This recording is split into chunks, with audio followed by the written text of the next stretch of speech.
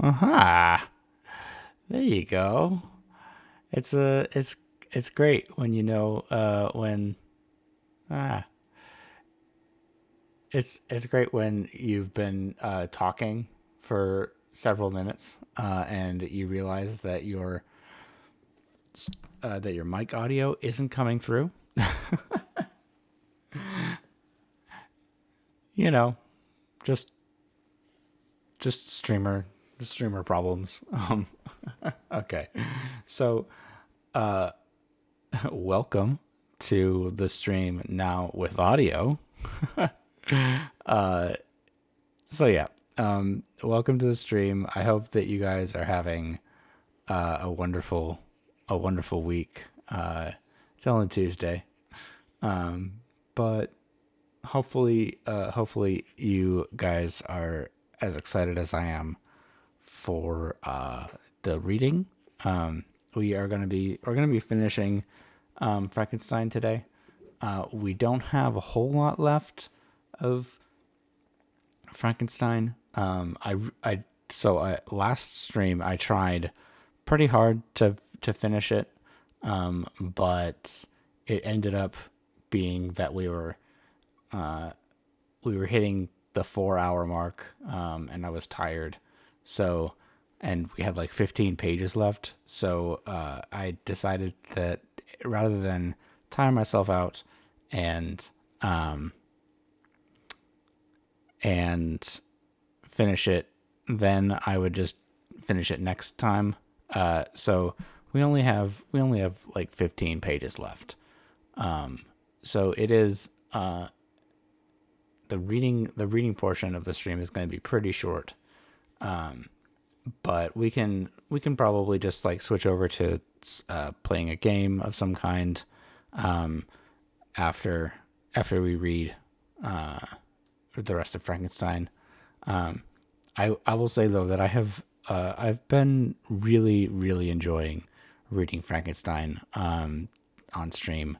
I've read Frankenstein before. I we as part of one of my many jobs, I did some teaching back a few years ago, and so I taught snippets of Frankenstein to students, and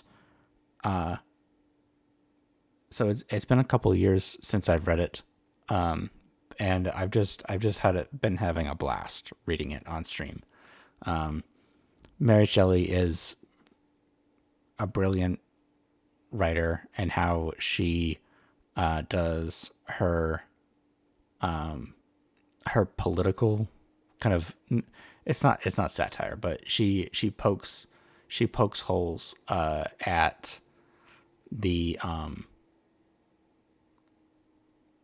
at the patriarchy in Frankenstein, and she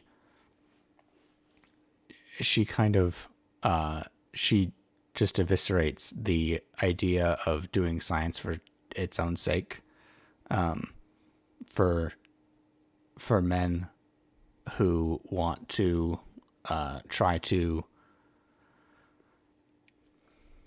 deal in the powers of nature, and the power of motherhood and parenthood.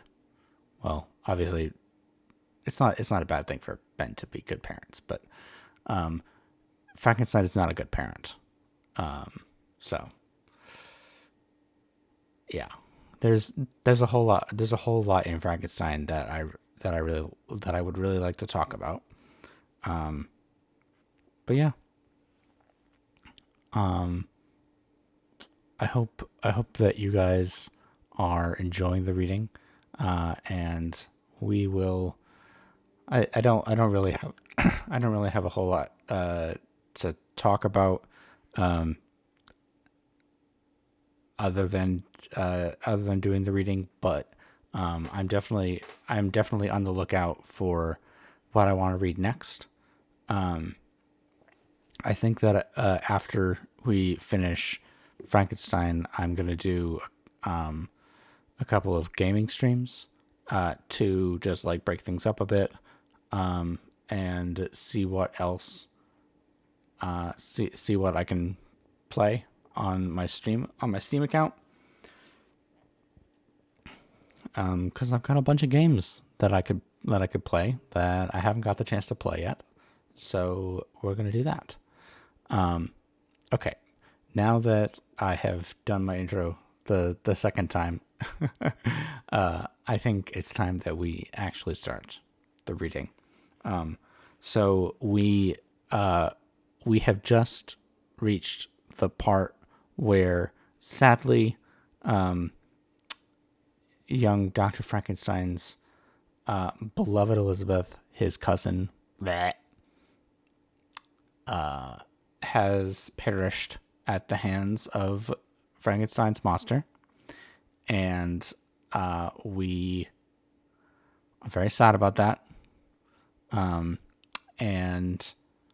I think that's pretty much where we ended, probably. Frankenstein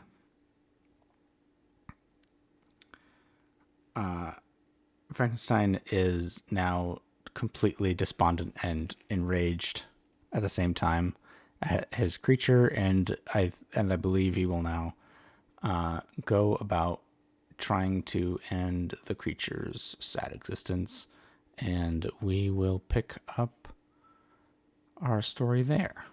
Okay.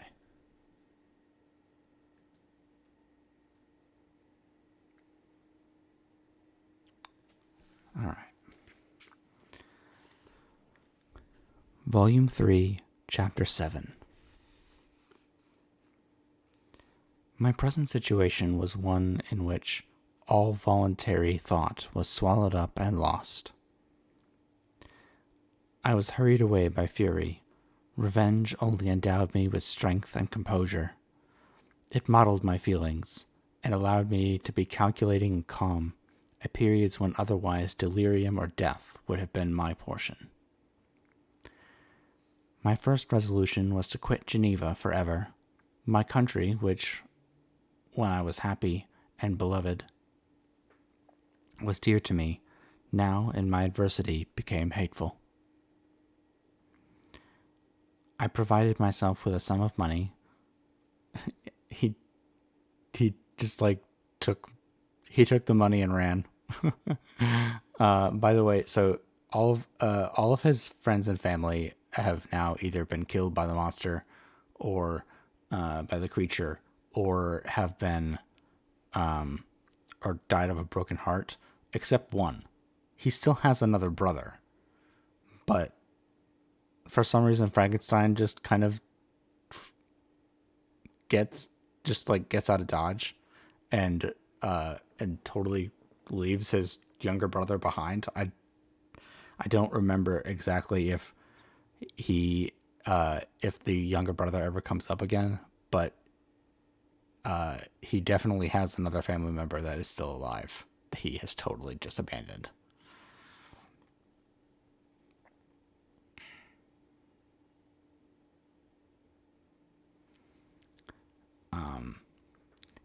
And now my wanderings began, which are to cease but with life. I have traversed a vast portion of the earth, and have endured all the hardships which travelers in deserts and barbarous countries are wont to meet. How I have lived I hardly know. Many times I have stretched my failing limbs upon on the sandy plain, and prayed for death, but revenge kept me alive. I dared not die and leave my adversary in being. When I quitted Geneva, my first labor was to gain some clue by which I might trace the steps of my fiendish enemy. But my plan was unsettled, and I wandered many hours around the confines of the town, uncertain what path I should pursue. As night approached, I found myself at the entrance of a cemetery where William, Elizabeth, and my father reposed. I entered it, and approached the tomb which marked their graves. Everything was silent, except the leaves of the trees, which were gently agitated by the wind. The night was nearly dark, and the scene would have been solemn and affecting if even to an uninterested observer. The spirits of the departed seemed to flit around and to cast a shadow, which was felt but not seen, around the head of the mourner. The deep grief which this scene had at first excited quickly gave way to rage and despair. They were dead, and I lived. Their murderer also lived, and to destroy him I must drag out my weary existence. I knelt on the grass and kissed the earth, and with quivering lips I exclaimed, "By the sacred earth on which I kneel, by the shades that wander near me, by the deep and eternal grief that I feel, I swear, and by thee, O night, and by the spirits that preside over thee, I swear to pursue the daemon who caused this misery, until he or I shall perish in mortal conflict. For this purpose I will preserve my life. To execute this dear revenge will I again behold the sun, and tread the green herbage of the earth, which otherwise should vanish from my eyes forever. And I call on you, spirits of the dead, and on you, wandering ministers of vengeance, to aid and conduct me in my work. Let the cursed and hellish monster drink deep of agony. Let him feel the despair that now torments me." Whew, got chills.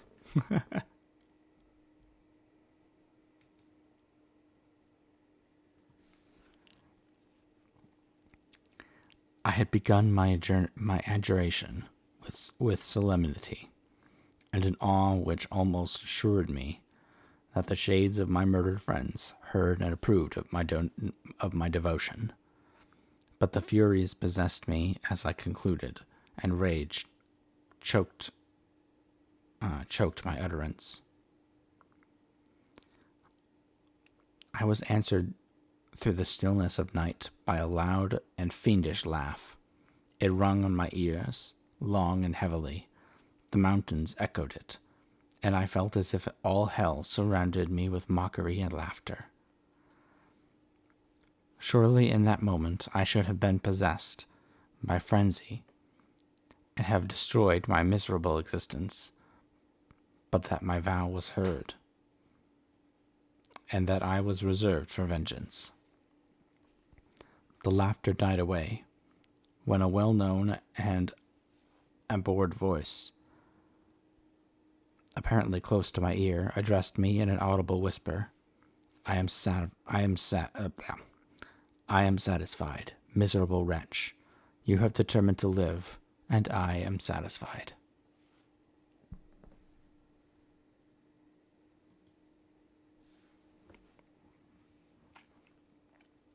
I darted towards the spot from which the sound proceeded, but the devil eluded my grasp. Suddenly the broad disk of the moon arose and shone full upon his ghastly and distorted shape as he fled with more than mortal speed. I pursued him, and for many months this has been my task. Guided by a slight clue, I followed the windings of the Rhine. But vainly. The blue Mediterranean appeared, and by a strange chance I saw the fiend enter by night, and hide himself in a vessel bound for the Black Sea. I took my passage in the same ship, but he escaped, I know not how. Amidst the wilds of Tartary and Russia, although he still evaded me, I have ever followed in his track. Sometimes the peasants, scared by this horrid apparition, informed me of his path. Sometimes he himself, who feared that if I lost all trace, I should despair and die, often left some mark to guide me. The snows descended on my head, and I saw the prints of his huge step on the white plain. To you first, entering on life, to whom care is new and agony unknown, how can you understand what I have felt and still feel? Cold, want, and fatigue were the least pains which I was destined to endure. I was cursed by some devil, and carried about with me my eternal hell, yet still a spirit of good followed and directed my steps. And when I most murmured,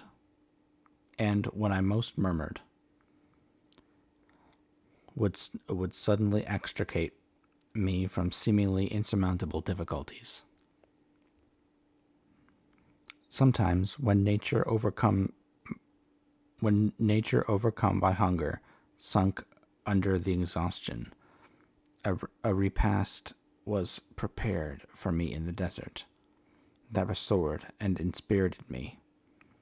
The fare was indeed coarse, such as the peasants of the country ate, but I may not doubt that it was set there by the spirits that I had invoked to aid me. Often when all was dry, the heavens cloudless, and I was parched by thirst,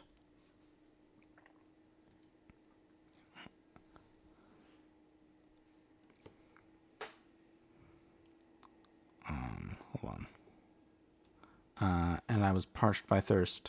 A slight cloud would bedim the sky, shed the few drops that revived me, and vanished.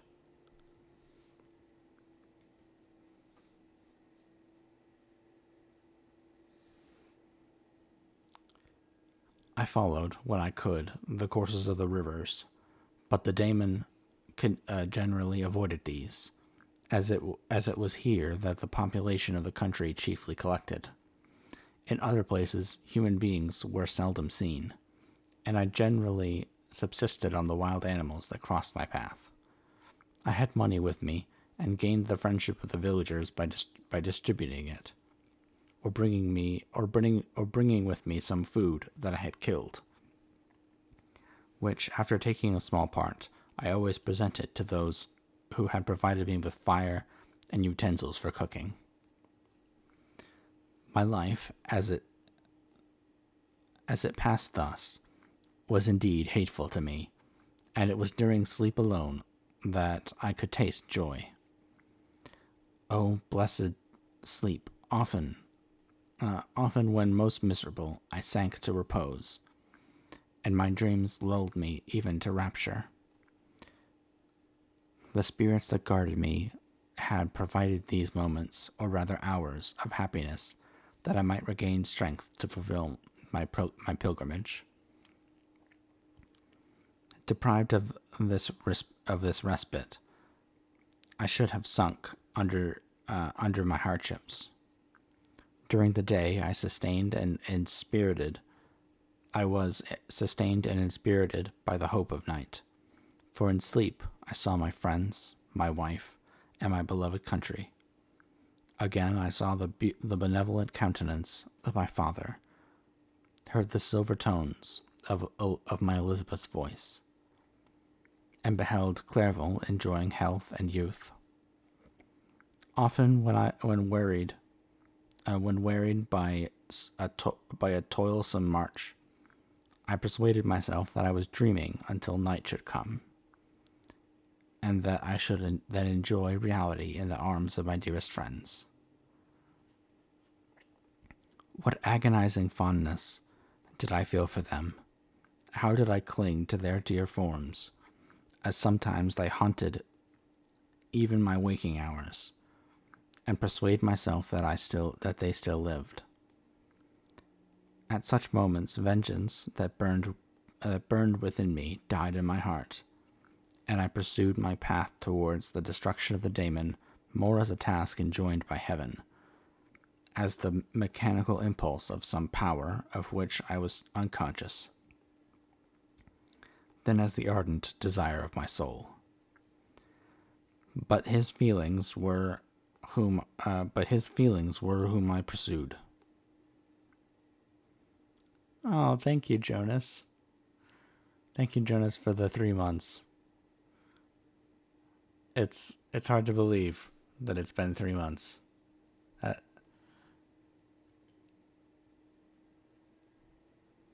it's really hard. It's really hard to believe that it's been 3 months that I've been an affiliate. So thank you very much.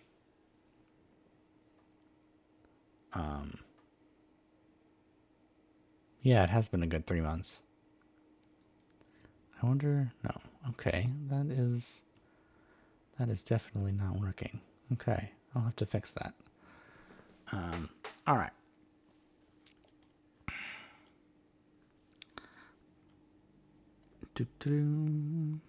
Okay. Um, what his feelings were, whom I pursued, I cannot know.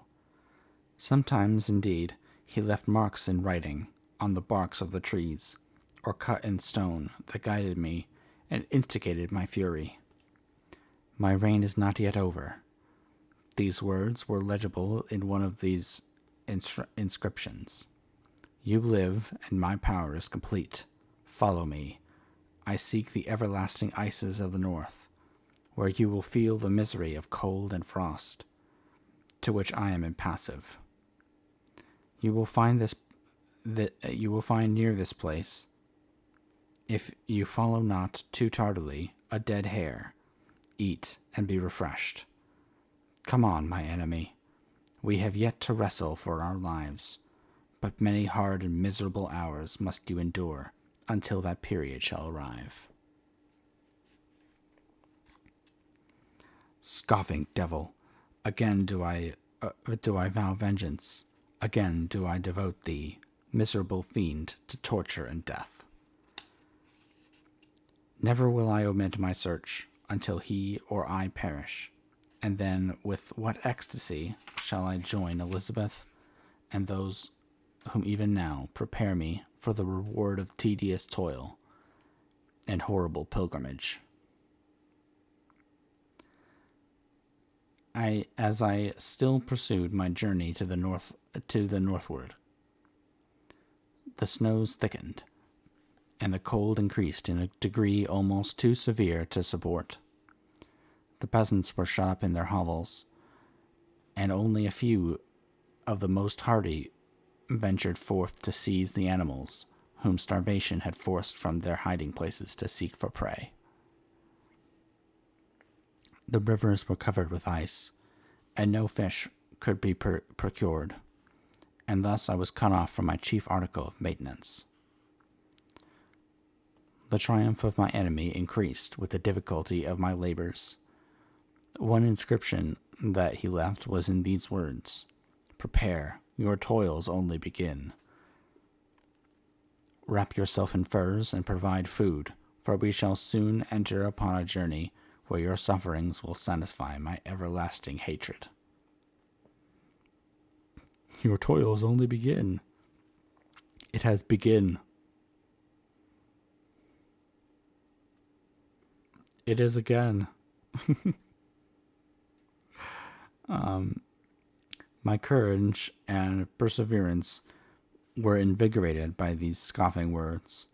I resolved not to fail in my purpose, and calling on heaven to support me, I continued with unabated fervor to traverse immense deserts until the ocean appeared at a distance and formed the utmost boundary of the horizon.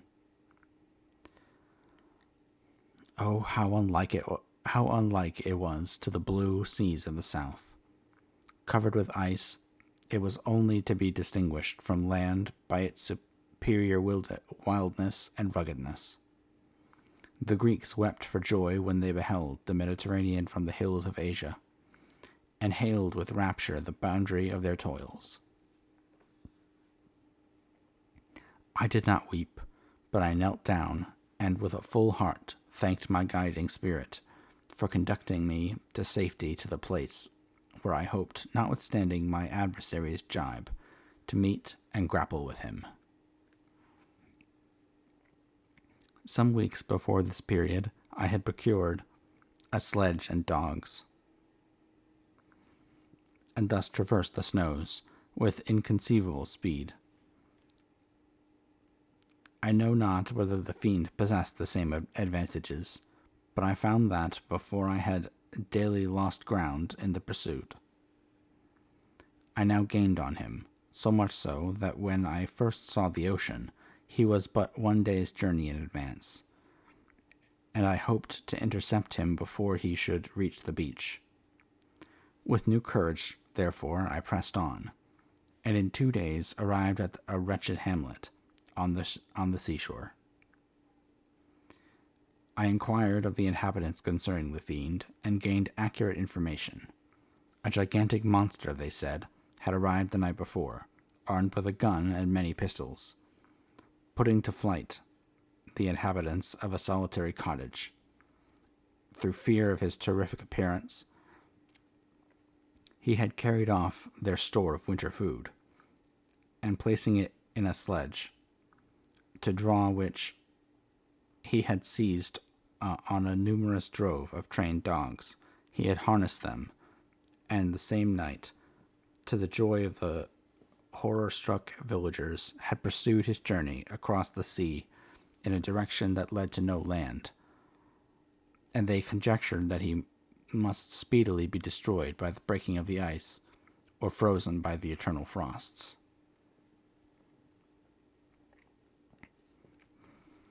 On hearing this information, I suffered a temporary access of despair. He had escaped me, and I must commence a destructive and almost endless journey across the mountainous ices of the ocean.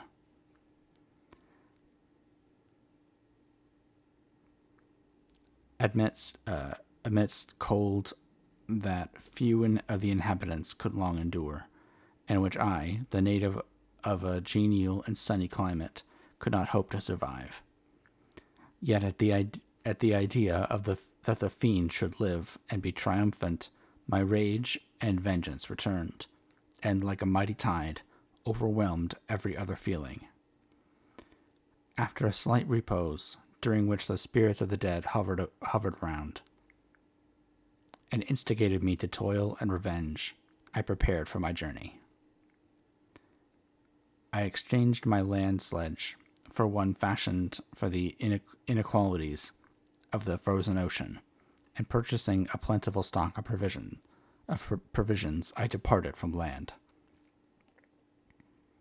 I cannot guess how many days have passed since then, but I have endured misery, which nothing but the eternal sentiment of a just retribution burning within my heart could have enabled me to support.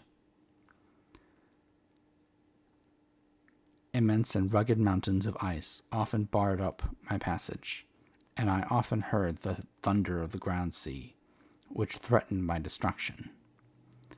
But again the frost came and made the paths of the sea secure. By the quantity of provision which I had consumed, I should guess that I had passed 3 weeks in my journey, and the continual protraction of hope, returning back upon the heart, often wrung bitter drops of despondency and grief from my eyes. Despair had indeed almost secured her prey, and I should soon have sunk beneath this misery when once, after the poor animals that carried me had with incredible toil gained the summit of a sloping ice mountain, and one sinking under his fatigue died. I viewed the expanse before me with anguish, when suddenly my eye caught a dark speck upon the dusky plain. I strained my sight to discover what it could be, and uttered a wild cry of ecstasy when I distinguished a sledge, and the distorted proportions of a well-known form within. Oh, with what a burning gush did hope revisit my heart! Warm tears filled my eyes, which I hastily wiped away, that they might not intercept the view I had of the daemon. And still my sight was dimmed by the burning drops, until giving way to the emotions that oppressed me, I wept aloud. But this was not the time for delay. I disencumbered the dogs of their dead companion and gave them a plentiful portion of food, and after an hour's rest, which was absolutely necessary, and yet which was bitterly irksome to me, I continued my route.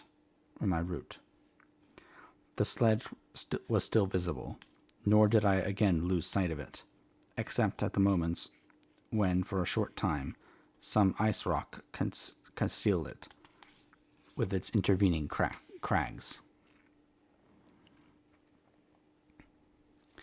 I indeed perceptibly gained on it, and when, after nearly 2 days of journey, I beheld my enemy at no more than a mile distant, my heart bounded within me.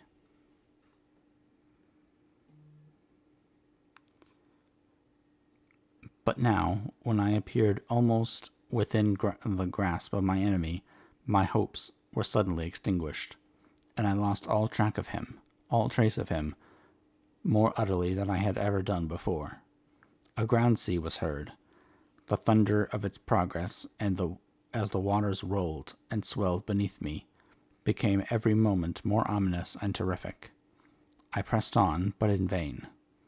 The wind arose, the sea roared, and as with the mighty shock of an earthquake, it split and cracked with a tremendous and overwhelming sound. The work was soon finished. In a few minutes, a tumultuous sea rolled between me and my enemy, and I was left drifting on a scattered piece of ice that was continually lessening, and thus preparing me for a hideous death. In this manner, many appalling hours passed. Several of my dogs died, and I myself was about to sink under the accumulation of distress, when I saw your vessel riding at anchor, and holding forth to me hopes of succor and life. I had no conception that vessels ever came so far north, and was astounded at the sight. I quickly destroyed part of my sledge to construct oars, and by these means was enabled, with infinite fatigue, to move my ice raft in the direction of your ship. I had determined, if you were going southward, still to trust to myself to the mercy of the seas, rather than abandon my purpose. But I hoped to induce you to grant me a boat, with which I could still pursue my enemy. But your direction was northward. You took me on board when my vigor was exhausted, and I should soon have sunk under my multiplied hardships into a death which I still dread, for my task is unfulfilled. When will my guiding spirit, in conducting me to the daemon, allow me the rest I so much desire? Or must I die, and yet he live? And he yet live. If I do, swear to me, Walton, that he shall not escape, that you will seek him, and satisfy my vengeance in his death. Yet do I dare ask you to undertake my pilgrimage, to endure the hardships that I have undergone? No, I am not so selfish. Yet, when I am dead, if he should appear, if the ministers of vengeance should conduct him to you, swear that he shall not live.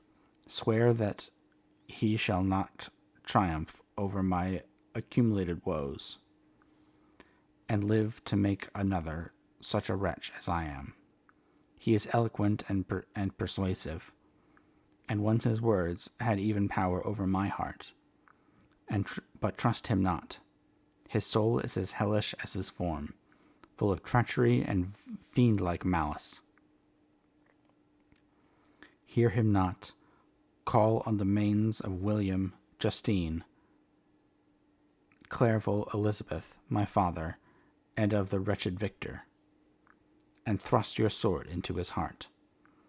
I will hover near and direct the steel aright. Oh, hi. Thank you for the hydrate redeem. I have some water right here. Hello, Zelaine. How's it going?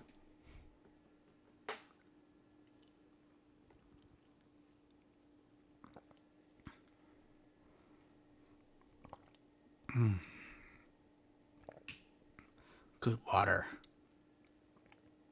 I'm doing great. Thanks for asking. I am having a really good week. So, and I get to read aloud. Not much more than I can ask for.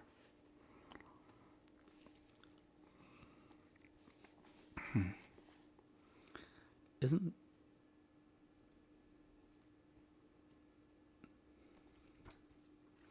I feel like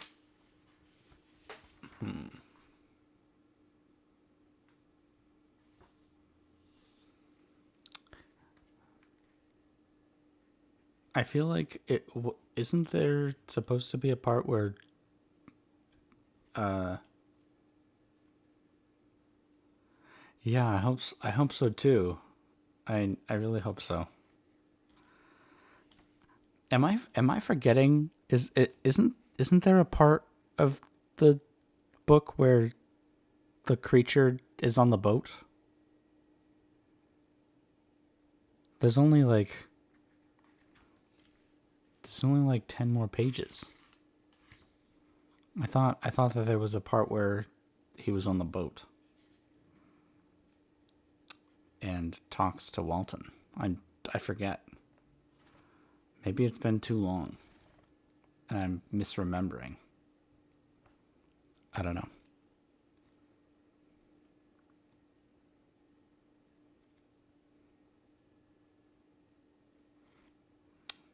We shall see. Okay, let us continue. Walton, in continuation.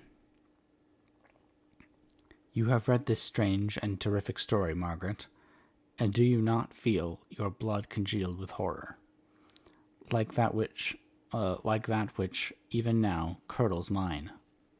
Sometimes, seized with such agony, with sudden agony, he could not continue his tale. At others, his voice broken, yet piercing, uttered with difficulty the words so replete with agony. His fine and lovely eyes were now lighted up with indignation,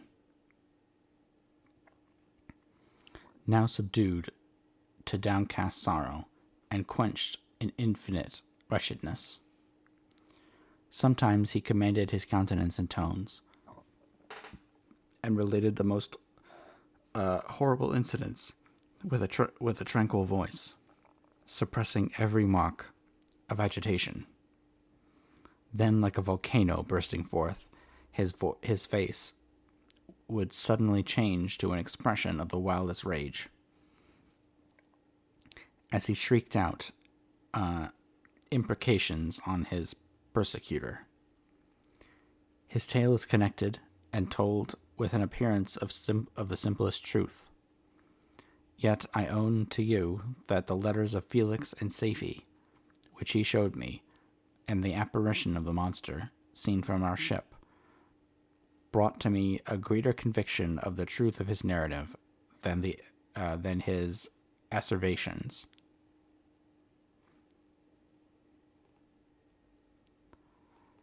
However earnest and connected, such a monster has then really existence. I cannot doubt it, yet I am lost in surprise and admiration. Sometimes I endeavored to gain from Frankenstein the particulars of the creature's formation, but on this point he was impenetrable. Are you mad, my friend? Said he, or whither does your senseless curiosity lead you? Would you also create for yourself and the world a demoniacal enemy? Or to what do your questions tend? Peace, peace, learn my miseries, and do not seek to increase your own.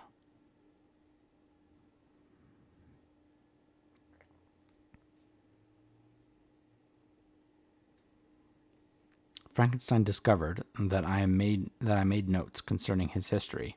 He asked to see them, and then he himself corrected and augmented them in places, but principally in giving the life and spirit to the conversations he held with his enemy. Since you have preserved my narration, said he, I would not that a mutilated one should go down to posterity. Thus has a week passed away, while I have listened to the strangest tale that ever imagination formed. My thoughts and every feeling of my soul have been drunk up by the interest for my guest, which this tale and his own elevated and gentle manners have created. I wish to soothe him, yet can I counsel one so infinitely miserable, so destitute of every hope of consolation to live? Oh no, the only joy that he can know now will be when he composes his shattered feelings to peace and death. Yet he enjoys one comfort, the offspring of solitude and delirium. He believes that when in dreams he holds converse with his friends, and derives from that communion consolation for his miseries, and excitements to his vengeance, that they are not the creations of his fancy, but the real beings who visit him from the regions of a remote world. This faith gives a solemnity to his reveries that render them to me almost as imposing and interesting as truth. Our conversations are not always confined to his own history and misfortunes. On every point of general literature, he displays unbounded knowledge, and a quick and piercing apprehension.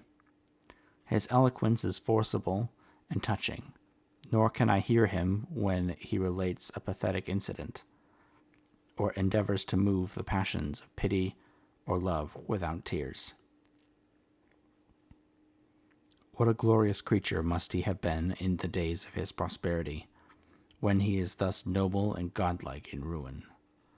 He seems to feel his own worth and the greatness of his fall. When younger, said he, I felt as if I were destined for some great enterprise. My feelings are profound, but I possessed a coolness of judgment that fitted me for illustrious achievements. This sentiment of the worth of my nature supported me when others would have been oppressed, for I deemed it criminal to throw away in useless grief those talents that might be useful to my fellow creatures.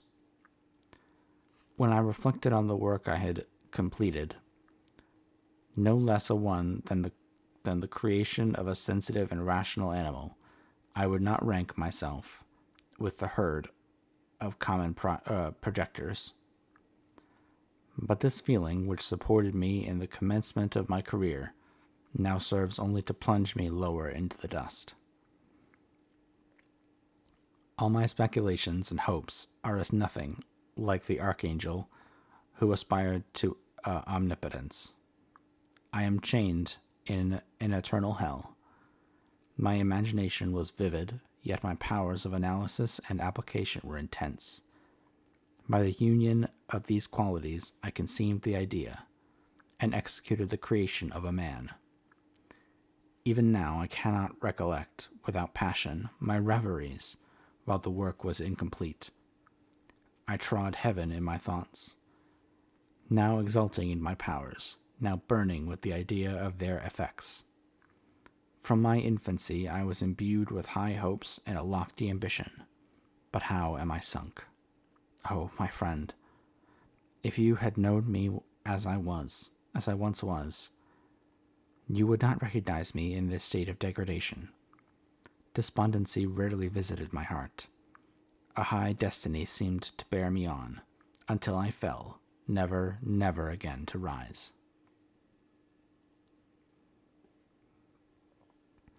Must I then lose this admirable being? I have longed for a friend. I have sought one who would sympathize with and love me. Behold, on these desert seas, I have found such a one, but I fear I have gained him only to know his value and lose him. I would reconcile him to life, but he repulses the idea.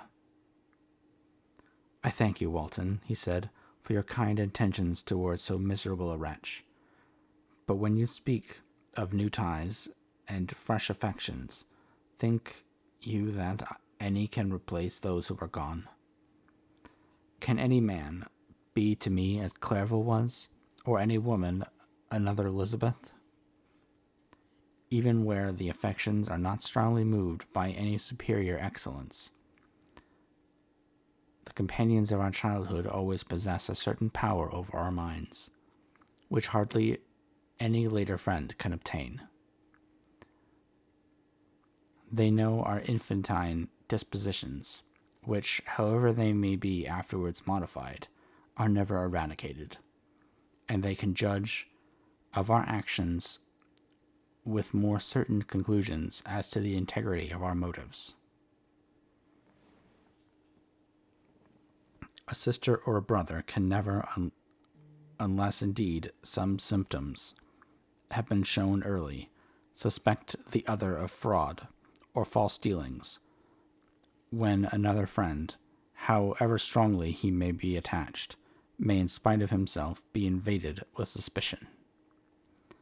But I enjoyed friends, dear not only through habit and association, but from their own merits. And wherever I am, the soothing voice of Elizabeth and the conversation of Clerval will be ever whispered in my ear. They are dead, and but one feeling in such a solitude can persuade me to preserve my life. If I were engaged in any high undertaking or design fraught with extensive utility to my fellow creatures, then I could live to fulfill it. But such is not my destiny. I must pursue and destroy the being to whom I gave existence. Then my lot on earth will be fulfilled, and I may die. Oh, poor Frankenstein.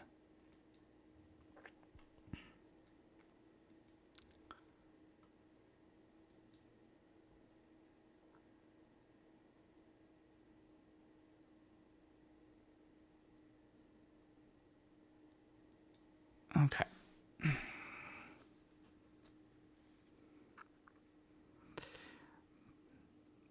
My beloved sister, I write to you encompassed by peril, and ignorant whether I am ever doomed to see again dear England, and the dearer friends that inhabit it. I am surrounded by mountains of ice, which admit of no escape, and threaten every moment to crush my vessel. The brave fellows whom I have persuaded to be my companions look towards me for aid, but I have none to bestow. There is something terribly appalling in our situation, yet my courage and hopes do not desert me. We may survive, and if we do not, I will repeat the lessons of my Seneca and die with a good heart.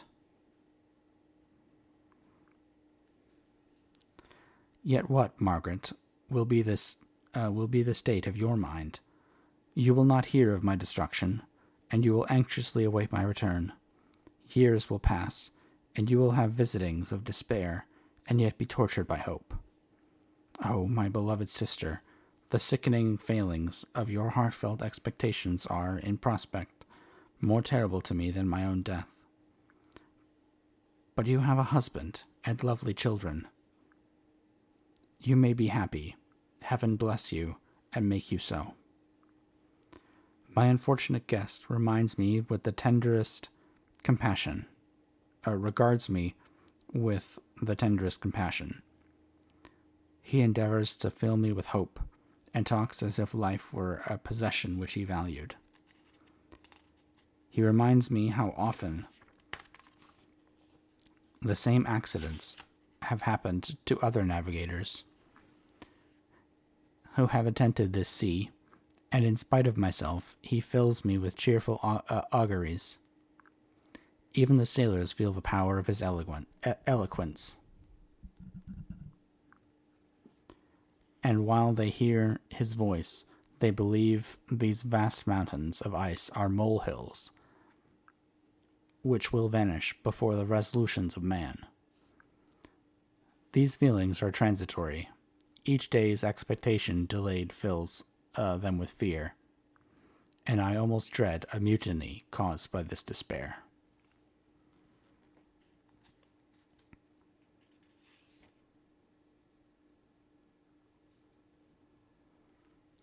September 5th. A scene has just passed of such uncommon interest that although it is highly probable that these papers may never reach you, yet I cannot forbear recording it. We are still surrounded by mountains of ice, still in imminent danger of being crushed in their conflict. The cold is excessive, and many of my unfortunate comrades have already found a grave amidst this scene of desolation. Frankenstein has daily declined in health. A feverish fire still glimmers in his eyes, but he is exhausted, and when suddenly aroused to any exertion, he speedily sinks again into apparent lifelessness. I mentioned in my last letter the fears I entertained of a mutiny.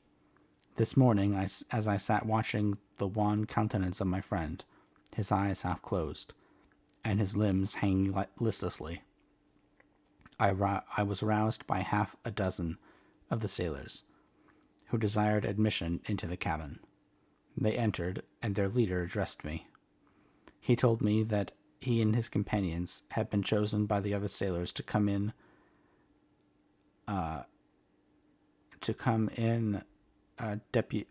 deputation to me to make a demand which, in justice, I could not refuse.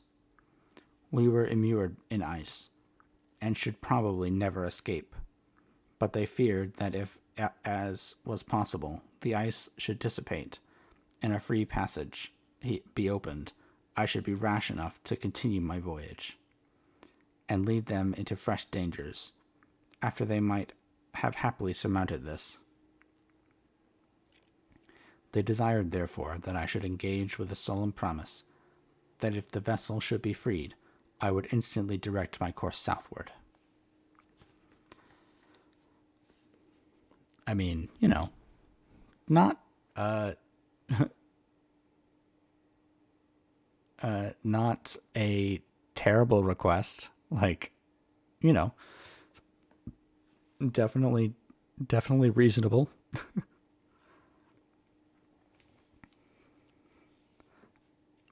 This speech troubled me. I had not despaired.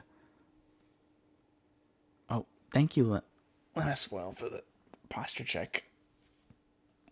Oh, my back just cracked and it felt so good. And thank you for the stretch. The stretch redeem, yes. I do need to stretch. And I'll take the opportunity to drink a little bit.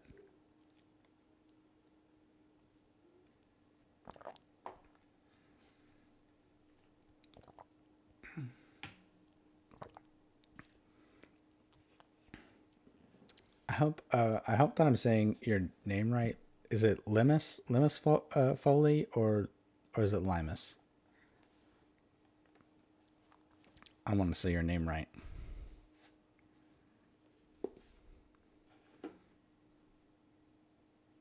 Lim is Foley. Okay. Cool. Thank you for that.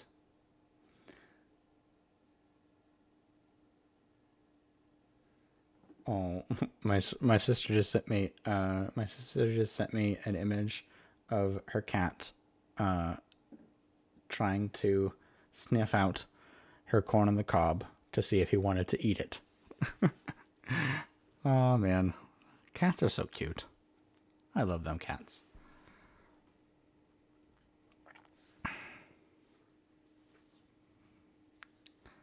Okay. Yeah, it's so cute. This This speech troubled me. I had not despaired, nor had I yet conceived the idea of returning, if set free. Yet could I in justice, or even possibility, refuse this demand? I hesitated before I answered, when Frankenstein, who had at first been silent and indeed apparently hardly to have force enough to attend, now roused himself. His eyes sparkled, and his cheeks flushed with momentary vigor. Turning towards the men, he said, "What do you mean? What do you demand of your captain? Are you then so easily turned from your design? Did you not call this a glorious expedition? And wherefore was it glorious? Not because the way was smooth and placid as a southern sea, but because it was full of dangers and terror. Because at every new incident your fortitude was to be called forth and your courage exhibited, because danger and death surrounded it, and these dangers you were to brave and overcome. For this it was a glorious. For this it was a glorious. For this it. For this. Blah. For this was it a glorious. For this was it an honorable undertaking. You were hereafter to be hailed as the benefactors of your species, your name adored, as belonging to brave men who encountered death with honor and the benefit of mankind. And now behold, with the first imagination of danger, or, if you will, the first mighty and terrific trial of your courage, you shrink away, and are content to be handed down as men who had not strength enough to endure cold and peril, and so, poor souls, they were chilly, and returned to their warm firesides. Why, that requires not this preparation. Ye need not have come this far, and dragged your captain to the shame of a defeat, merely to prove yourselves cowards. Oh, be men, or be more than men. Be steady to your purposes, and firm as a rock. This ice is not made of such snuff as your hearts might be. It is mutable, cannot withstand you, if you say that it shall not. Do not return to your families with the stigma of disgrace marked on your brows. Return as heroes, who have fought and conquered, and who know not what it is to turn their backs on the foe.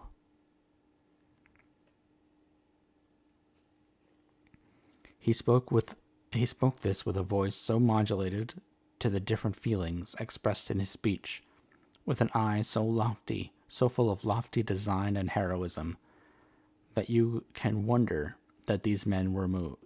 That these men were moved. They looked at one another, and were unable to reply. I spoke. I told them to retire, and consider what had been said, that I would not lead them further north, if they strenuously desired the contrary, but that I hoped that with reflection their courage would return.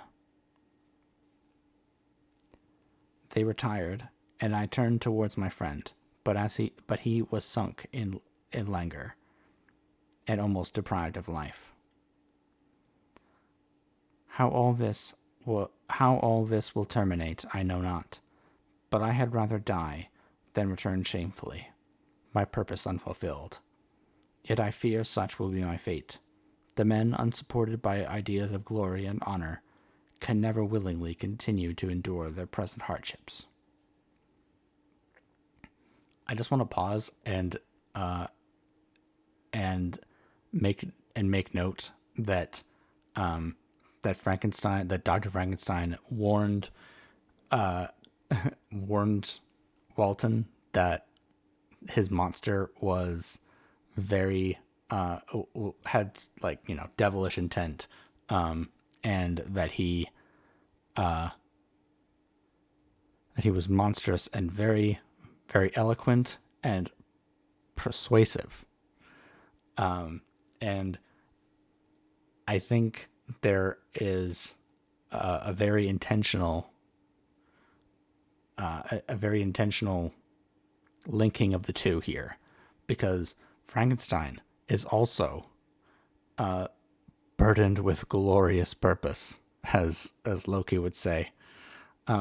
He's burdened with devilish purpose to murder, or to enact vengeance on the creature, and not that the creature is blameless, and not that the creature doesn't deserve punishment, but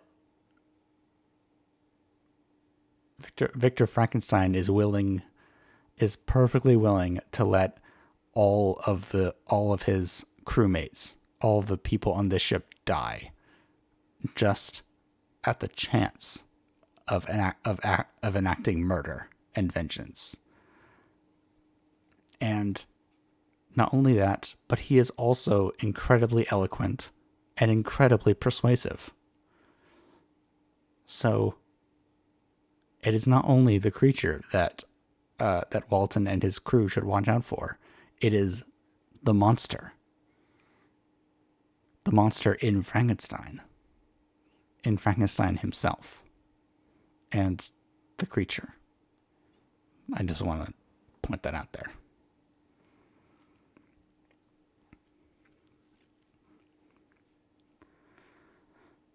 September 7th. The die is cast.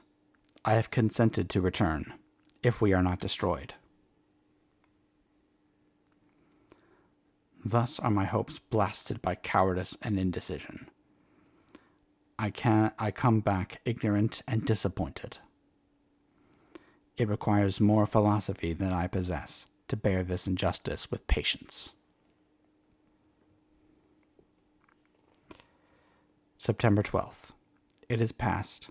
I am returning to England. I have lost my hopes of utility and glory. I have lost my friend. But I will endeavor to detail these bitter circumstances to you, my dear sister, and while I am wafted towards England and towards you, I will despond. September 19th.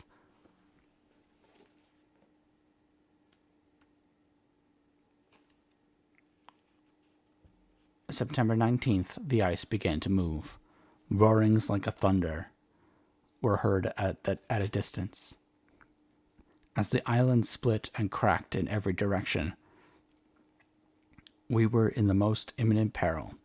But as we could only remain passive, my attention was occupied by my unfortunate guest, whose illness increased in such a degree that he was entirely confined to his bed. The ice cracked behind us, and was driven with force towards the north. A breeze sprung from the west, and on the 11th, the passage towards the south became perfectly free.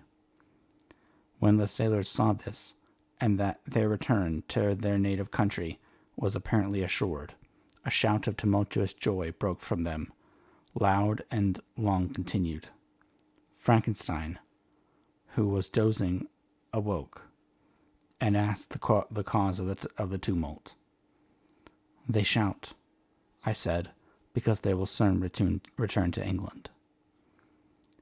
Do you then really return? Alas, yes. I cannot withstand their demands. I cannot lead them unwillingly to danger, and I must return. Do so if you will, but I will not. You may give up your purpose, but mine is assigned to me by heaven, and I dare not. I am weak, but surely the spirits who assist my vengeance will endow me with sufficient strength.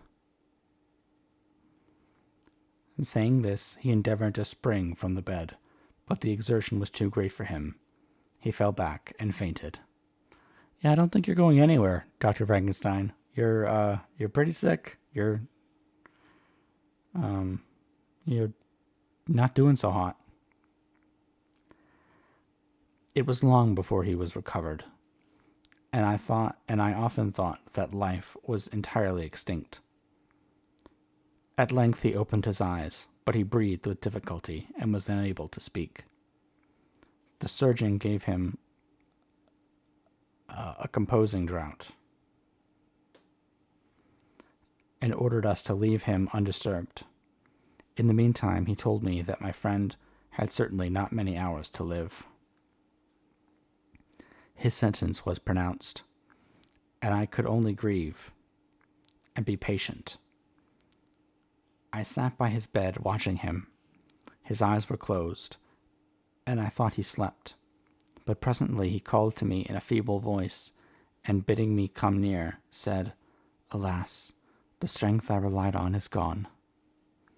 I feel that I shall soon die, and he, my enemy and persecutor, may still be in being. Think not, Walton, that in the last moments of my existence I feel that burning hatred, an ardent desire for revenge I once expressed, but I feel myself justified in desiring the death of my adversary. During these last days, I have been occupied in examining my past conduct, nor do I find it blamable." He doesn't think that he has any blame in any of it. Really? Wow. What a dick.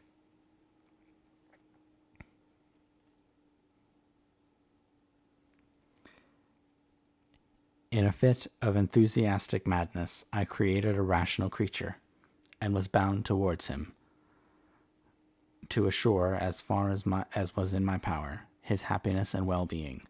This was my duty, but there was another still paramount to that. My duties towards my fellow creatures had greater claims to my attention, because they included a greater proportion of happiness or misery. So he's saying that he did have a kind of duty to his child, to make sure that he taught and made the creature happy, but his greater duty was to mankind, to rid it of the monstrosity that he created. So that's good. Yeah, you learned your lesson, Frankenstein. You definitely learned your lesson here.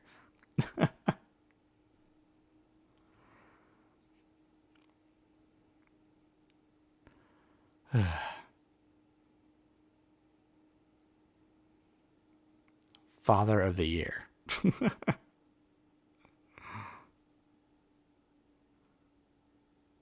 Urged by this view, I refused, and I did right in refusing, to create a companion for the first creature. He showed unparalleled malignity and selfishness in evil. He destroyed my friends. He devoted to destruction beings who possessed exquisite sensations, happiness, and wisdom. Nor do I know where this thirst for vengeance may end. Miserable himself, that he may render no other wretched, he ought to die. The task of his destruction was mine, but I have failed. When actuated by selfish and vicious motives, I asked you to undertake my unfinished work, and I renew this request now, when I am only induced by reason and virtue. Yet I cannot ask you to renounce your country and friends to fulfill this task, and now that you are returning to England, you will have little chance of meeting him. But the consideration of these points, and the well-balancing of what you may esteem your duties, I leave to you. My judgment and ideas are already disturbed by the near approach of death. I dare not ask you to do what I think right, for I may still be misled by passion. That he should live to be an instrument of mischief disturbs me. In other respects, this hour, when I momentarily expect my release, is the only happy one which I have enjoyed for several years. The forms of the beloved dead flit before me, and I hasten to their arms. Farewell, Walton. Seek happiness in tranquility, and avoid ambition, even if it be only the apparently innocent one of distinguishing yourself in science and discoveries. Yet why do I say this? I have myself been blasted in these hopes, yet another may succeed. His voice became fainter as he spoke, and at length, exhausted by his effort, he sunk into silence. About half an hour afterwards, he attempted again to speak, but was unable. He pressed my hand feebly, and his eyes closed forever, while the irradiation of a gentle smile passed away from his lips. Margaret, what comment can I make on the untimely extinction of this glorious spirit? What can I say that will enable you to understand the depth of my sorrow? All that I should express would be inadequate and feeble. My tears flow, my mind is overshadowed by a cloud of disappointment. But I journey towards England, and I may there find consolation. I am interrupted. What do these sounds portend? It is midnight. The breeze blows fairly, and the watch on the deck scarcely stir. Again there is a sound as of a human voice, but hoarser. It comes from the cabin, where the remains of Frankenstein still lie. I must arise and examine. Good night, my sister. Great God, what a scene has just taken place! I am yet dizzy with the remembrance of it. I hardly know whether I shall have the power to detail it. Yet the tale which I have recorded would be incomplete without this final and wonderful catastrophe. I entered the cabin, where lay the remains of my ill-fated and admirable friend. Over him hung a form, which I cannot find words to describe, gigantic in stature, yet uncouth and distorted in its proportions. As he hung over the coffin, his face was concealed by long locks of ragged hair, but one vast hand was extended, in color and apparent texture like that of a mummy. When he heard the sound of my approach, he ceased to utter exclamations of grief and horror, and sprung towards the window. Never did I behold a vision so horrible as his face, of such loathsome yet appalling hideousness. I shut my eyes involuntarily, and endeavored to recollect what were my duties with regard to this destroyer. I called on him to stay. He paused, looking on me with wonder, and again turning towards the lifeless form of his creator. He seemed to forget my presence, and every feature and gesture seemed instigated by the wildest rage of some uncontrolled passion. "That is also my victim," he exclaimed. "In his murder my crimes are consummated. The miserable series of my being is wound to its close. O Frankenstein, generous and self-devoted being, what does it avail that I now ask thee to pardon me? I who irretrievably destroyed thee by destroying all thou loved. Alas, he is cold. He may not answer me." His voice seemed suffocated, and my first impulses, which had suggested to me the duty of obeying the dying request of a friend, in destroying his enemy, were now suspended by a mixture of curiosity and compassion. I approached this tremendous being. I dared not raise my looks upon his face. There was something so scarring and unearthly in his ugliness. I attempted to speak, but the words died away on my lips. The monster continued to utter wild and incoherent self-reproaches. At length, I gathered my resolution to address him, in a pause of the tempest of his passion. Your repentance, I said, is now superfluous. If you had listened to the voice of conscience and heeded the stings of remorse before you had urged your diabolical vengeance to this extremity, Frankenstein would yet have lived. And do you dream? Said the daemon. Do you think that I was then dead to agony and remorse? He continued, pointing to the corpse, he suffered not more in the consummation of the deed. Oh, not the 10,000th portion of the anguish that was mine during the lingering detail of its execution. A frightful selfishness hurried me on, while my heart was poisoned with remorse. Think ye that the groans of Clerval were music to my ears? My heart was fashioned to be susceptible of love and sympathy, and when wrenched by mercy to vice and hatred, it did not. Oh, thank you, Zenyahima, for the raid. Hello, raiders. I hope you guys had a wonderful stream. Welcome. I am good. Welcome, raiders. What were you guys playing or doing? Let me give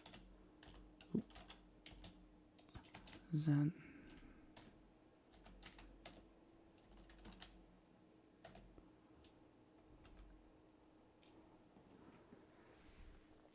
Well, welcome raiders again.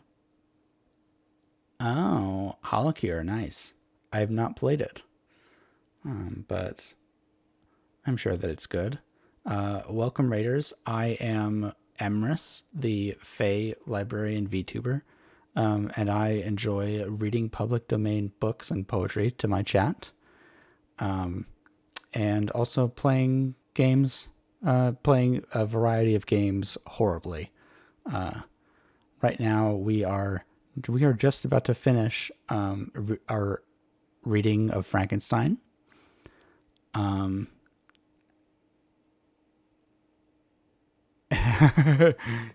Yeah, exactly.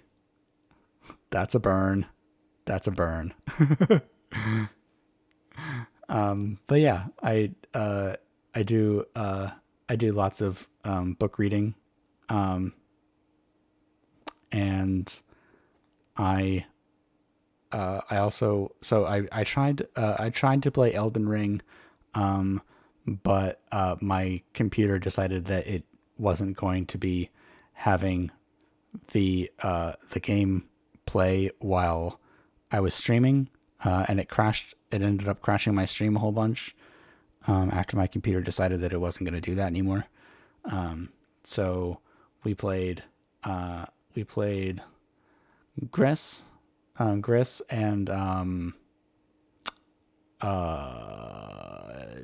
we played something else. Stray, obviously. We played the cat game.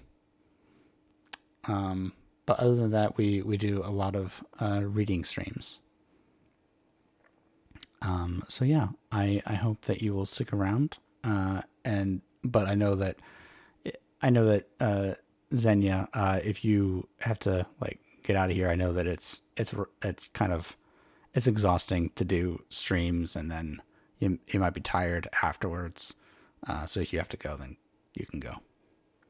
Yeah, Jonas, my PC just hates like my PC saw how poorly I was doing at Elden Ring. Oh, thank you for the follow, Meyer Soul. I appreciate that. Welcome to the library. My computer saw how terrible I was at Elden Ring and was like, I need to save. I need to save his chat from seeing this horrible monstrosity that is Emrys's gameplay.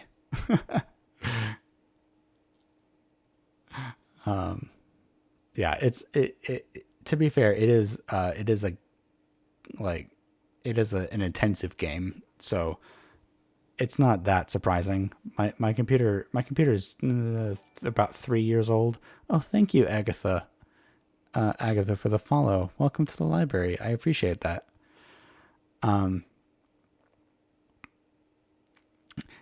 That's true. You are here for the bad gameplay, and the sound of my voice. So yeah. So yeah. Welcome everyone, and thank you again, Xenia, for the raid. And I will get back to reading some Frankenstein. We have like 3 pages left.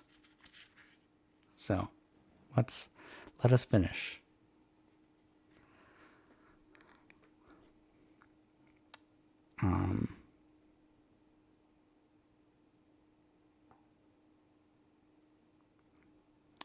Think ye that the groans of Clerval were music to my ears? My heart was fashioned to the susceptible, to be susceptible to love, or of love and sympathy. Oh, by the way, just to like catch you guys up a little bit, we are obviously we're very deep into the story. We have figured out that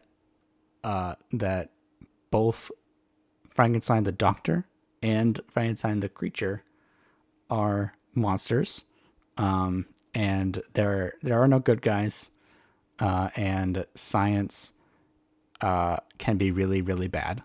And if you have a kid, make sure that you are there and doing some parenting. Otherwise, they will become murderous monstrosities. And that's basically it. And now Dr. Frankenstein has told, yeah, just be a basic parent, and everything will probably turn out fine, or at least better than this story did for Dr. Frankenstein. Exactly. Frankenstein has basically frozen to death. Spoilers for that.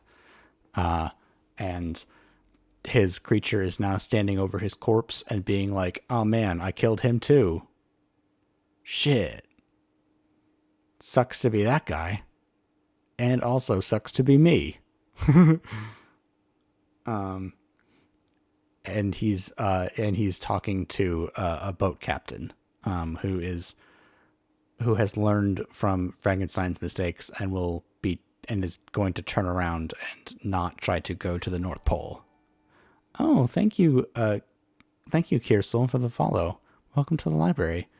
I appreciate that very much. So that is where we are. Frankenstein's monster or creature has done a whole bunch of murder. He murdered one of Dr. Frankenstein's brothers, his younger brother. Then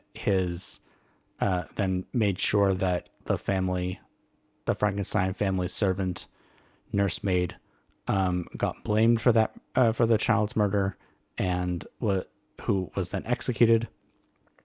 And then he tried to blackmail Frankenstein into creating a female version of the creature, so that he could be, so that he could have, so that he could not be maidenless anymore. And then Frankenstein was like, no. And so the creature killed his best friend Clerval, and then murdered Frankenstein's wife on their wedding night, his wife, who is also his cousin Elizabeth. It's kind of gross, but we deal we deal with what we have. Roll Tide. And then Frankenstein's father died of grief, and now Frankenstein Frankenstein is he tried to pursue the creature to the North Pole to kill it, and ended up freezing to death in the attempt. It's it's so edgy. Dr. Frankenstein is so emo. It so actually that is actually a good comparison, because the creature the so one of the differences between the media portrayal of Frankenstein and and the actual story of Frankenstein is that the creature is very eloquent in the story, in the book. He doesn't just speak in grunts and like one word sentences. And he read Milton's Paradise Lost, which basically is it has the story of the devil, of Lucifer, but like as an anti-hero instead of the villain of the story, for most of it. And he basically thinks of himself as basically the Lucifer of his life, and Dr. Frankenstein is like God, who is a in Milton's Paradise Lost a very a like a terrible father figure who prefers one child over the other, and doesn't give any like life advice, doesn't parent Lucifer at all, and it's he but yeah, there's a whole like a lot of subtext in the story, and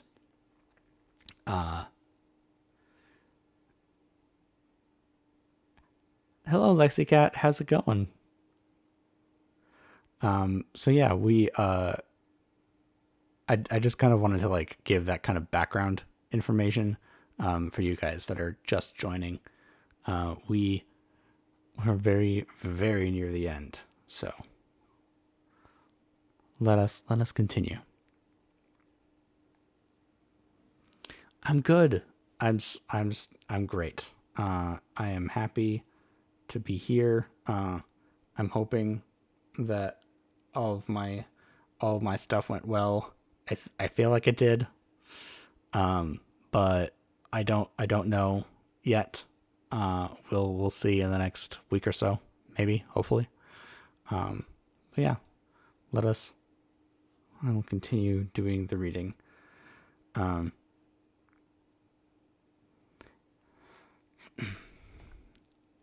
um, and do you dream? Said the daemon. Do you think that I was? Do you think that I was then dead to agony and remorse? He continued, pointing to the corpse. He suffered not more in the consummation of the deed. Oh, not the 10,000th portion of the anguish that was mine during the lingering detail of its execution. A frightful selfishness hurried me on, while my heart was poisoned with remorse. Think ye that the groans of Clairvaux were music to my ears? My heart was fashioned to be susceptible of love and sympathy, and when wrenched by misery to vice and hatred, it did not endure the violence of the change without torture, such as you cannot imagine. After the murder of Clairvaux, I returned to Switzerland, heartbroken and overcome. I pitied Frankenstein, and my pity amounted to horror. I hated myself.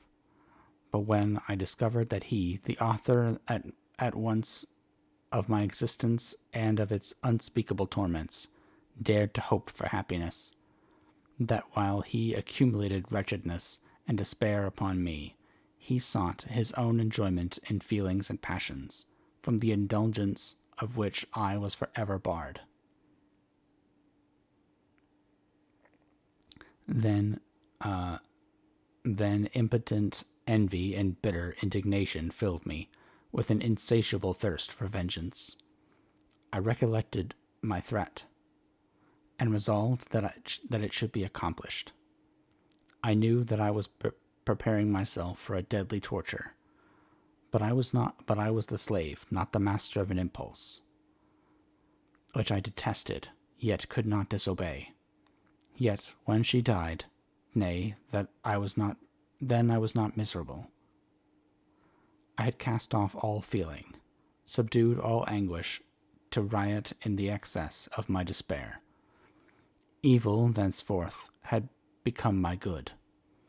Urged thus far, I had no choice but to adapt my nature to an element which I had willingly chosen.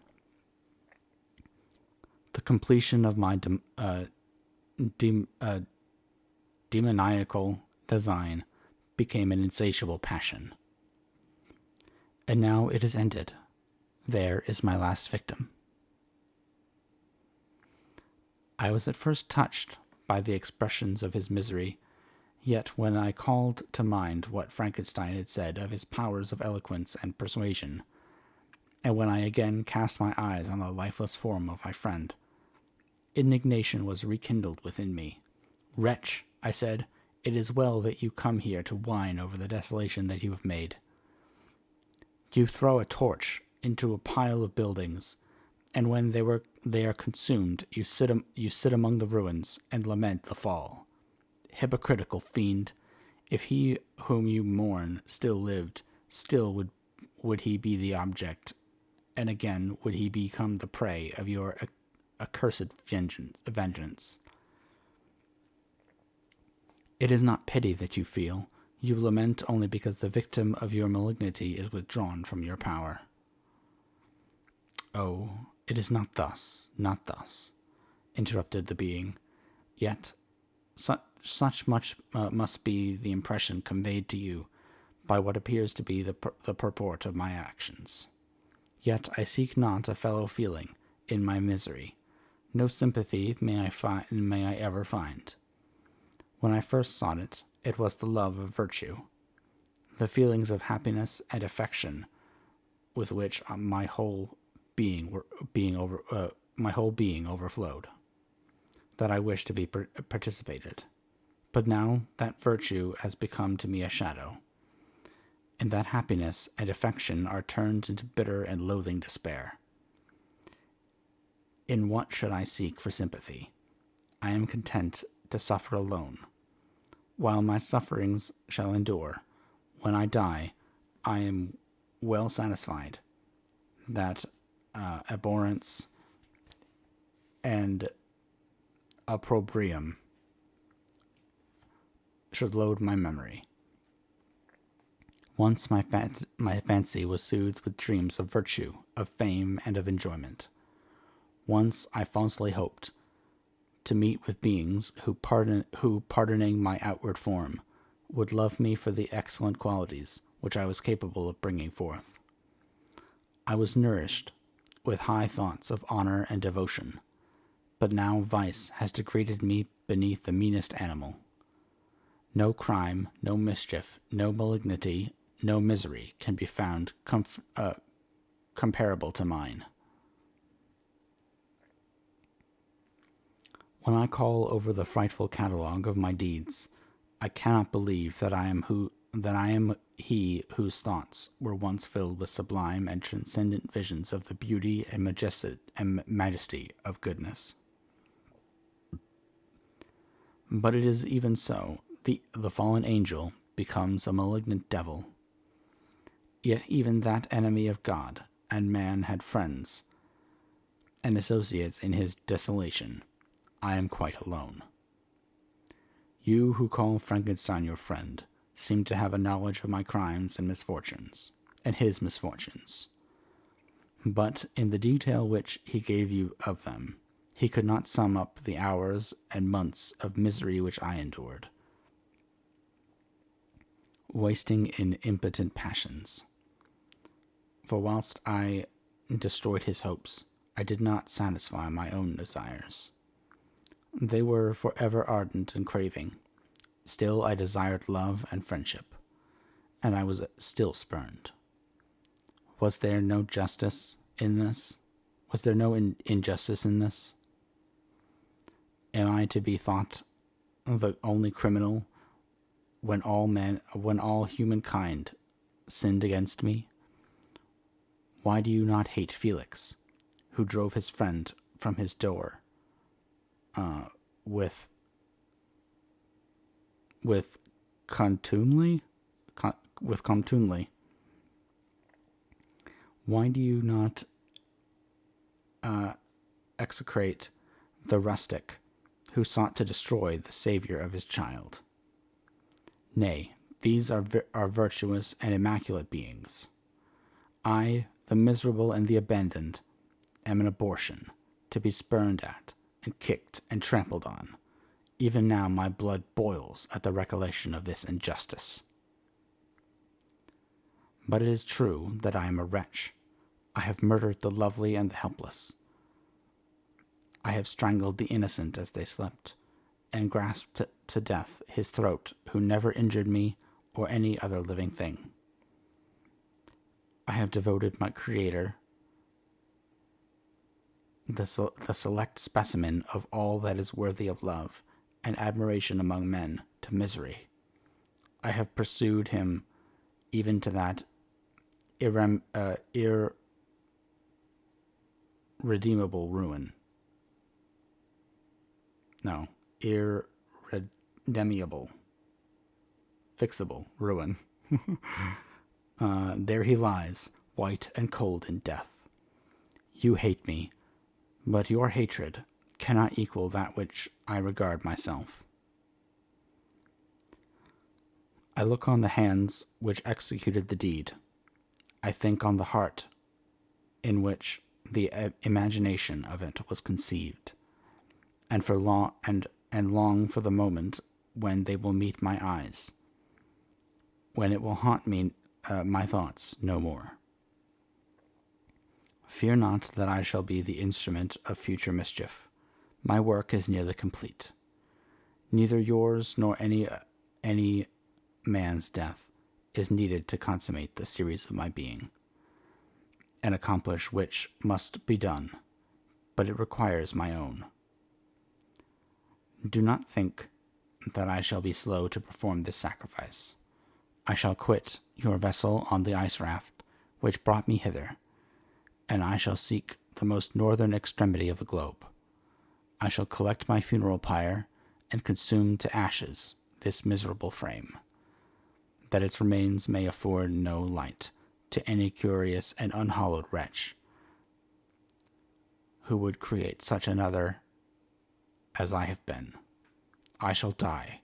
I shall no longer feel the agonies which now consume me, or be the prey of feelings unsatisfied, yet unquenched. He is dead who called me into being, and when I shall be no more, the very remembrance of us both will speedily vanish. I shall no longer see the sun or stars, or feel the winds play on my cheeks. Light, feeling, and sense will pass away, and in this condition must I find my happiness. Some years ago, when the images which this world affords first opened upon me, when I felt the cheering warmth of summer, and heard the rustling of the leaves and the chirping of the birds, and these were all to me, I should have wept to die. Now it is my only consolation. Polluted by crimes, and torn by the bitterest remorse, where can I find rest but in death? Farewell. I leave you, and in you the last of humankind whom these eyes will ever behold. Farewell, Frankenstein. If thou wert yet alive, and yet cherished a desire of revenge against me, it would be better to satiate. It would be better satiated in my life than in my destruction. But it is not so. Thou didst seek my extinction, that I might not cause greater wretchedness. And if yet, in some mode unknown to me, thou hast not yet ceased to think and feel, thou desirest not my life for my own misery.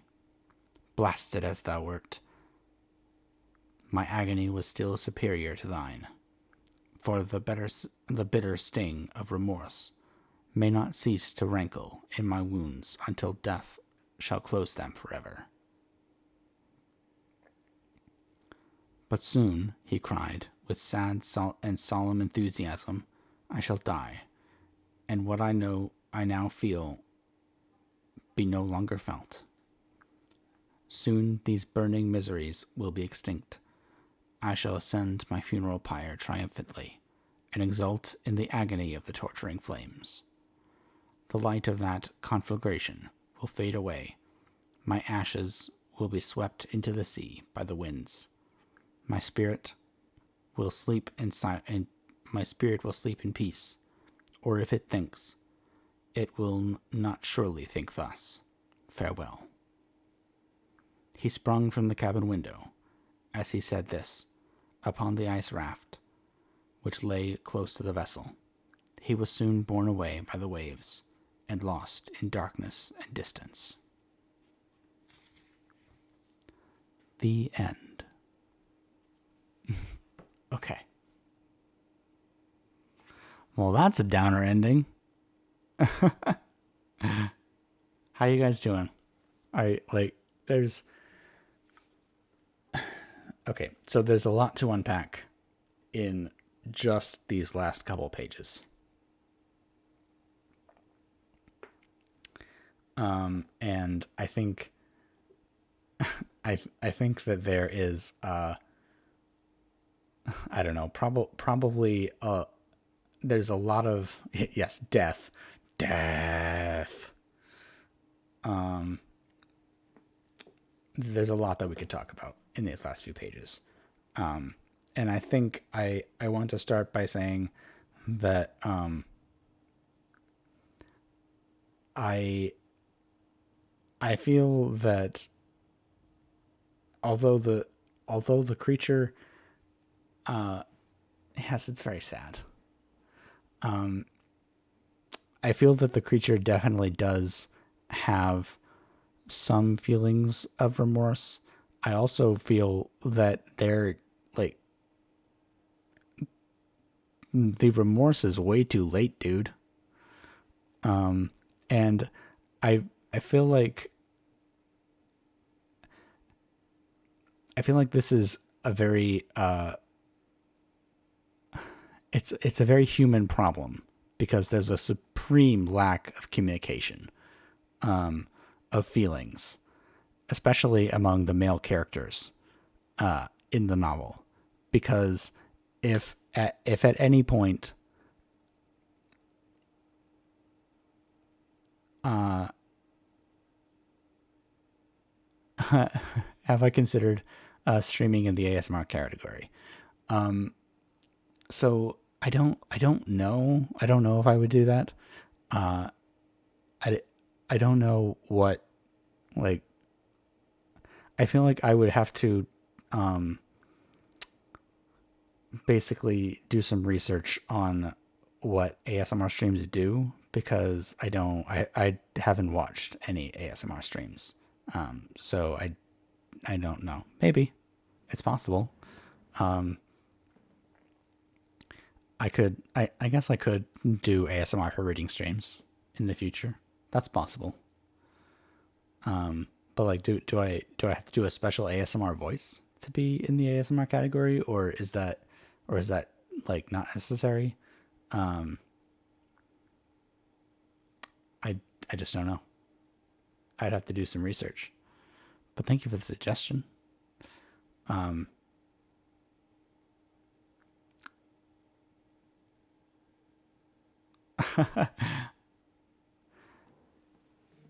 My voice counts as ASMR, Jonas. Does it really? I don't know. I do not know. I do. I follow someone on YouTube who does. Nice. That's really cool. Maybe I will do ASMR streams in the future.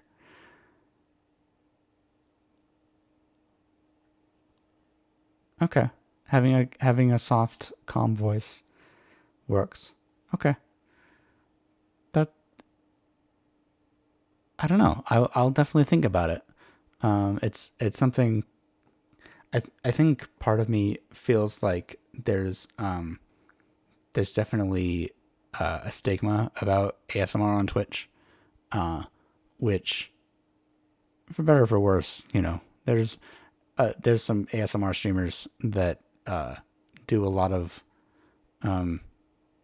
content that I wouldn't do, but I could I could I'll think about it. I appreciate that you guys like my voice. I really do, and so like it's one of those things where I am I am so blessed to have this little tiny community, um, and I really do enjoy reading to you guys, and I'm so glad that you guys enjoy it too.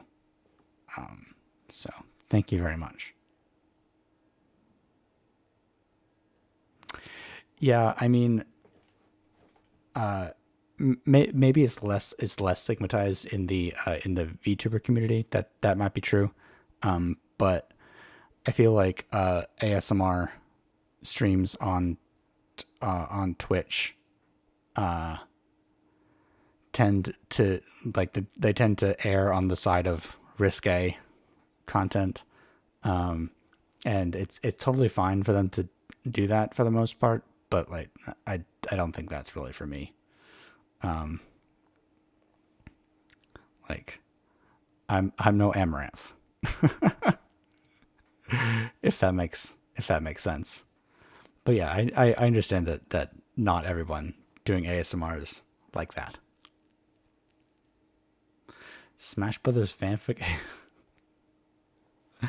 What?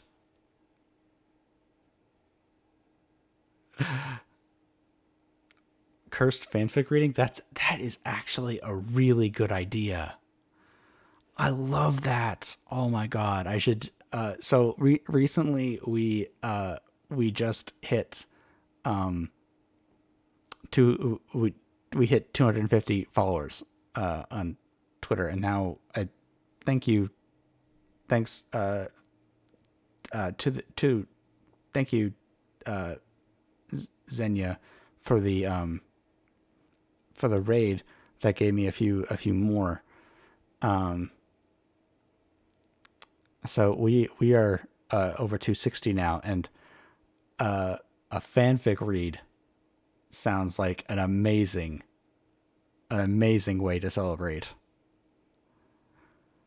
But I don't know. So the only concern about fanfic reads is copyright issues. So I don't know if there's any like problems with reading fanfic on Twitch. So if anybody knows whether or not that's a big no no, that would be amazing. But yeah, that sounds like an amazing way to celebrate. Just reading long fanfics.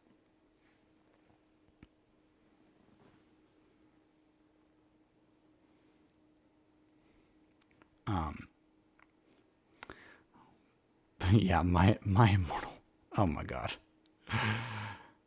that my immortal scarred me for life, and I will never ever forgive the writer of that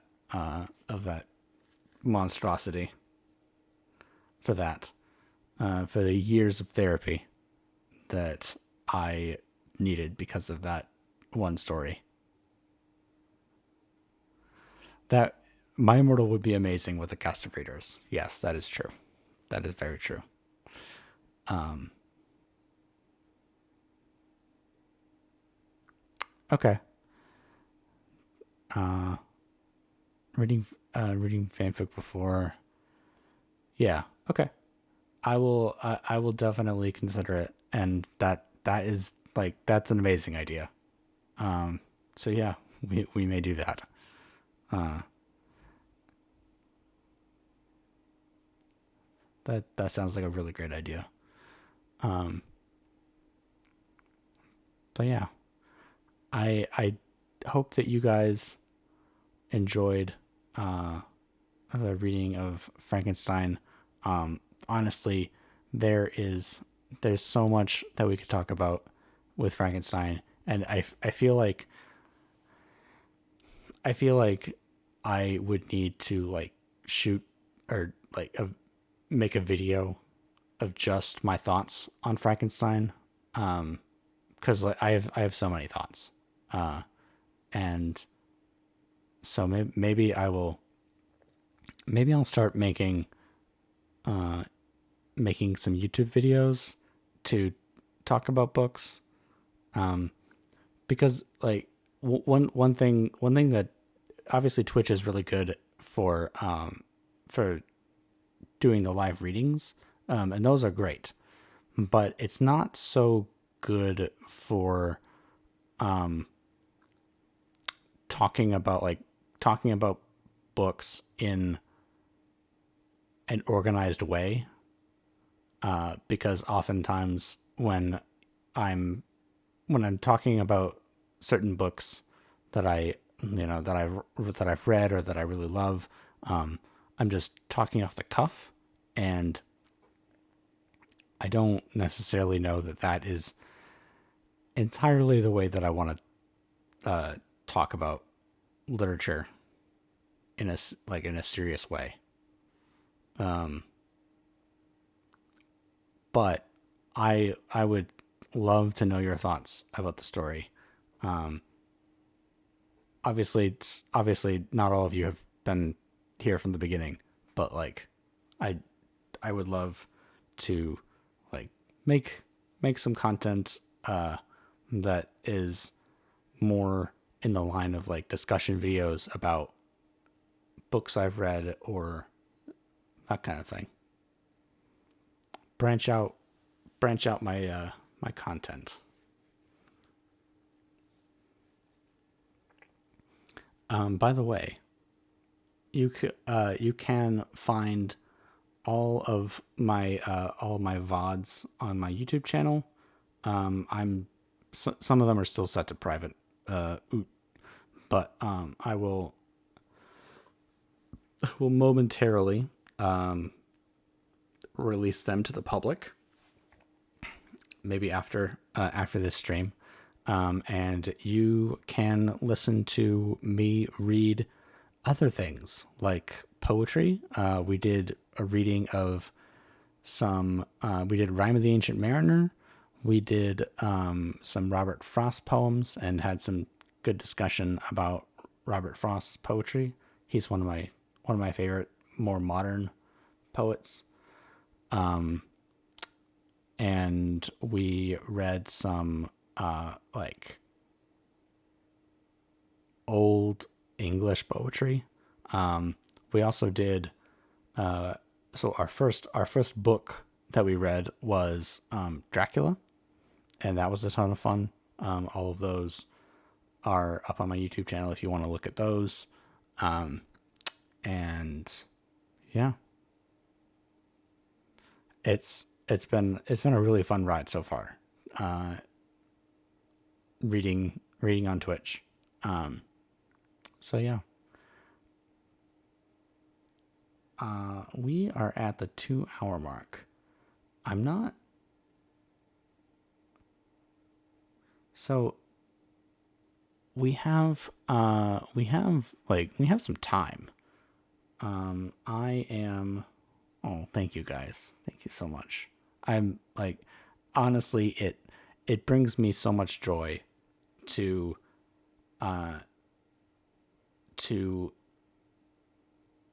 read to read to people, and to have and to bring people joy through literature.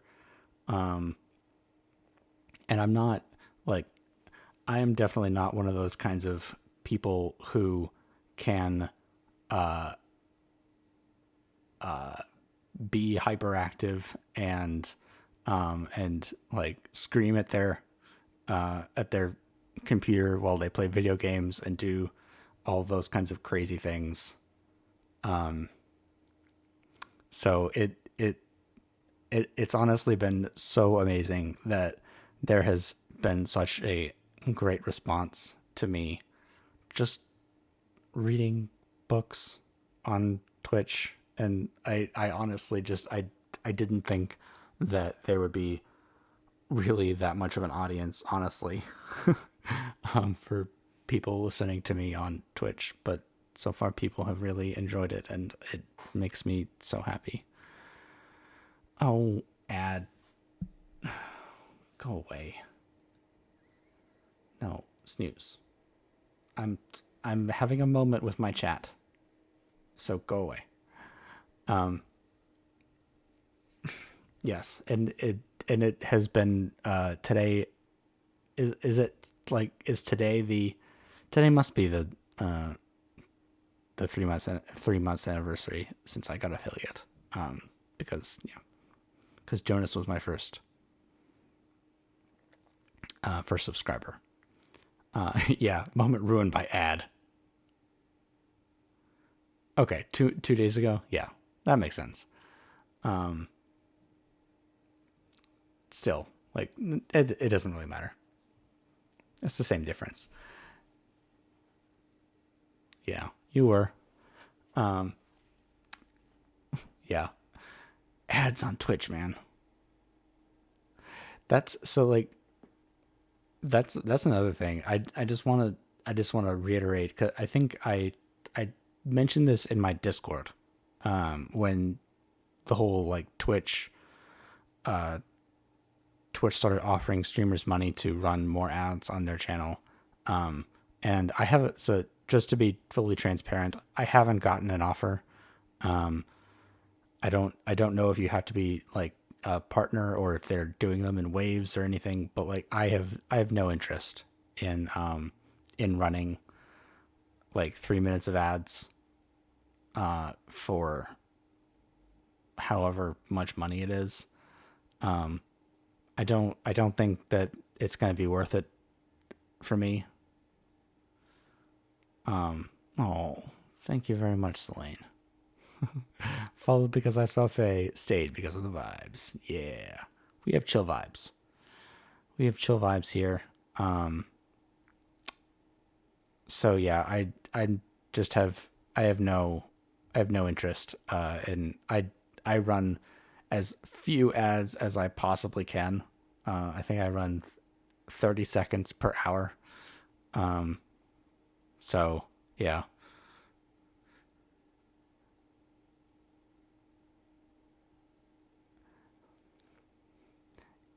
And if so I don't necessarily I hate I actually don't like that the ads kind of ruin the book reading experience, even more so than even more so than like the gaming experience, because in games, like most of the time you're not going to lose at least anything integral to the experience. But if you miss something in a book, it can actually like ruin your experience, I think. So I think maybe what I'm going to do is have, if you guys see ads, maybe you can just like tell me, because sometimes when I'm reading, I don't look up as much and at my stream manager. So if you guys like can spam that you're getting an ad. Yeah, no problem, Agatha. Have a good night. And then maybe I can pause the reading so that you guys don't miss anything too important, and get sucked out of the story while I'm reading, because that would kind of suck. So yeah, just thank you so much for everything. And yeah, I think I think maybe that I think maybe that I'm going to end on a high note. And we finished Frankenstein, and have we have a whole lot to look forward to. I have a lot of I have a lot of books that I want to read to you guys, and some poetry that I want to read. I specifically really want to read to you guys the book that I did my master's, or the story that I did my master's capstone on, because I think that'd be really fun. But I think that for now, I'm just going to say good night, because I don't know. It just feels right to go out on a high note. So yeah, thank you again, Xenia, for the raid, and thank you everyone for sticking around and hanging out with me and chatting with me after after the reading stream was over. Oh yeah, no problem, no problem, Elaine. Have a good night. We are going to raid somebody, and let's see who needs a raid from us.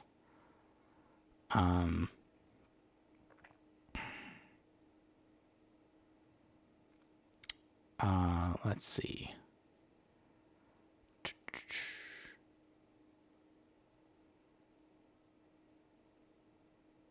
Let's see. Okay. Let's do. Let's raid Storytime John. We haven't raided him before, I think. Or if we have, it's been a while. So let's do that. So yeah. Thank you everyone for all the support that you guys have given me. It means the world to me. And I hope that you guys have a good rest of your night. And I will think about what I'll be doing tomorrow. Because I'll probably stream tomorrow, after work, and I will see you guys then. So have a good night. Bye.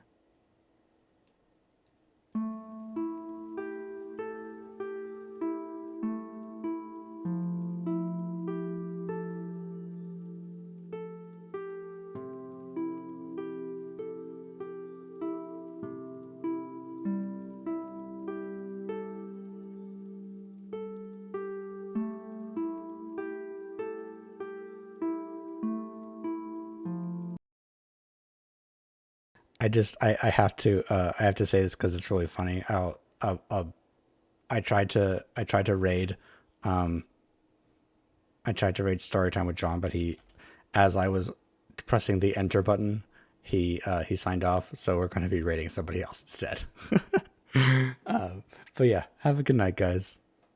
I will see you guys tomorrow. Bye.